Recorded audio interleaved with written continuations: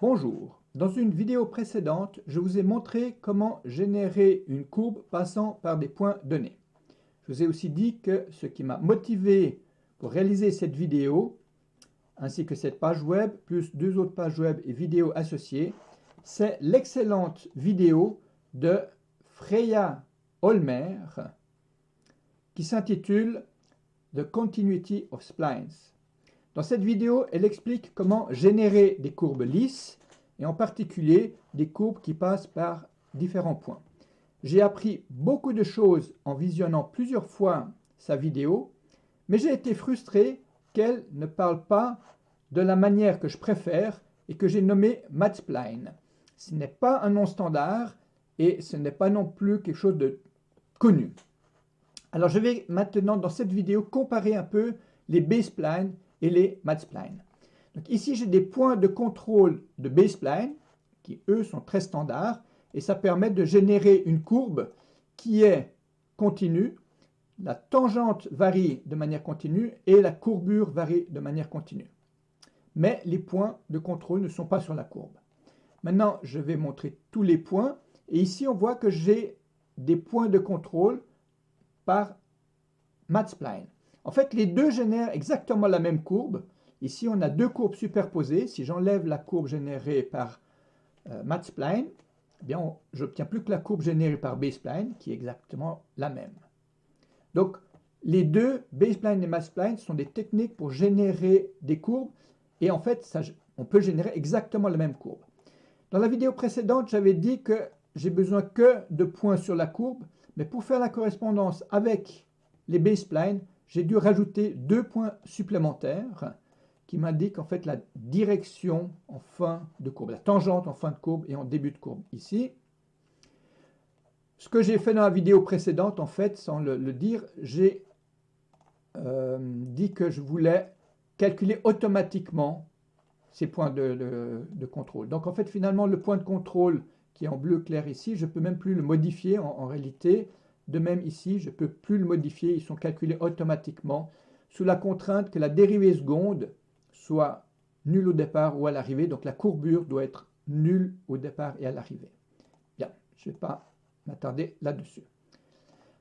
Maintenant, j'aimerais plutôt voir les points communs et les différences entre ces deux courbes. Alors j'ai besoin de points supplémentaires que je rajoute ici.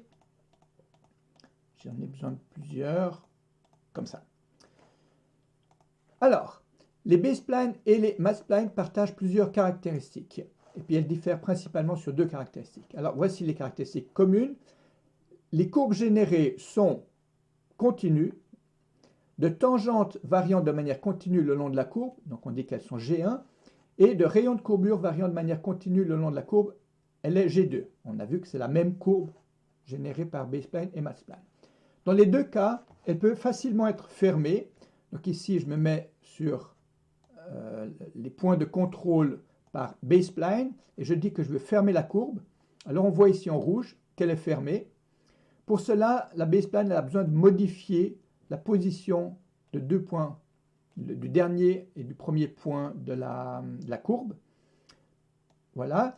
Maintenant, ici, si je déplace, on a une différence. C'est parce que je n'ai pas fermé la MathSpline. Alors si je ferme aussi la MathSpline, alors cette fois-ci, on a une parfaite correspondance de l'un sur l'autre. Voilà. Il y a une petite subtilité. Donc si j'arrête de fermer la courbe et B-spline et MathSpline, ici finalement, pour créer des B-splines, il faut superposer des points. Et ici également, j'ai des points qui ont été superposés. Voilà, c'est un petit détail. Donc, les deux courbes peuvent être fermées et on a correspondance. Les deux courbes générées sont invariantes par rotation, symétrie et homothétie. On l'a vu dans la vidéo précédente sur les MathSplines. Et comme c'est vrai pour les MathSplines et que les courbes sont les mêmes, ça sera aussi vrai pour les B-splines. Et on a vu que les deux courbes se calculent très facilement et rapidement. C'est ce qu'on vient de voir. Chaque fois qu'on déplace un point, toute la courbe suit. Maintenant, les différences. Alors, un point positif, ou le point principal positif des B-splines par rapport aux MathSplines, c'est que l'influence se fait uniquement sur les quatre segments voisins. Pour le matspline, ce ne sera pas le cas, ce sera pour les 8 segments voisins. Alors, regardons ici.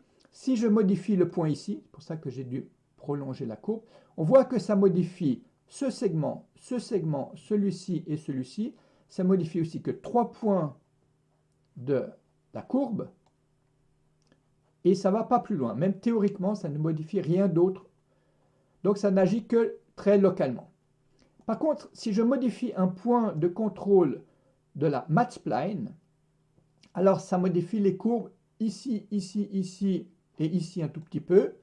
Et en fait, théoriquement, ça modifie tous les points, tous les segments de la courbe. Mais pratiquement, on voit que ça ne modifie que les 4 segments qui précèdent et les 4 segments qui suivent.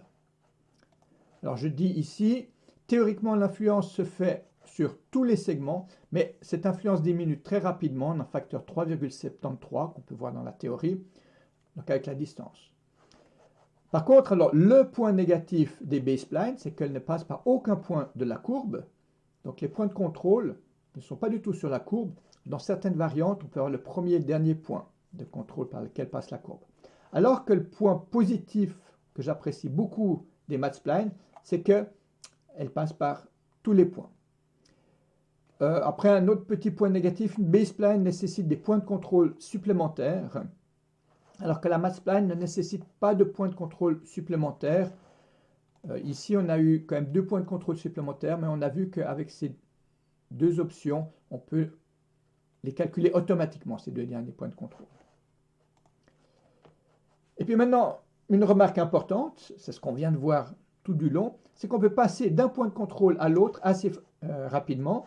Donc les B-splines comme les matspline, c'est juste des techniques pour générer une courbe. Et ici, on peut générer exactement la même courbe avec les B-splines et les matspline. Alors maintenant, encore un dernier point. Si je rapproche des points ici, alors on voit des bizarreries. Elle est un peu plus comme ça encore. Voilà, on voit ici qu'on a une courbe qui ne varie pas continuellement. Ça, je l'ai vu dans la vidéo précédente. Ça provient du fait que le temps pour passer d'un point à l'autre, ici, est toujours le même. Pour passer de là à là, on a le même temps que pour passer de là à là. Alors, si j'impose que le temps soit proportionné à la distance entre les points, eh bien là, on n'a plus de problème. Tout se passe très bien. Mais ici, ça va très bien quand je contrôle les points de la matspline. Si maintenant je contrôle les points de la B-spline, alors on voit que ça fait des bizarreries. Il y a tout qui bouge dans tous les sens. C'est pas agréable. C'est beaucoup mieux dans ce sens-là. Alors ici, évidemment, je triche un tout petit peu puisque je demande d'utiliser les points de la matspline pour définir les temps de passage. Alors je peux utiliser ceci. De cette manière, là ça se passe très bien si je modifie un point de la B-spline. Par contre, si je modifie un point de la matspline, alors ça devient juste complètement chaotique. Voilà, donc il faut que je reprenne cela. Donc, pour la correspondance, c'est un peu difficile. On a correspondance, mais dès qu'on bouge un point, ici, on devrait pouvoir bouger les points de la B-spline. Et si je viens ici, on peut bouger les points de la matspline. Bien, je vais m'arrêter ici. Dans la prochaine vidéo sur les fonctions spline, j'expliquerai aussi un petit peu plus comment sont créées les matspline. Merci, au revoir.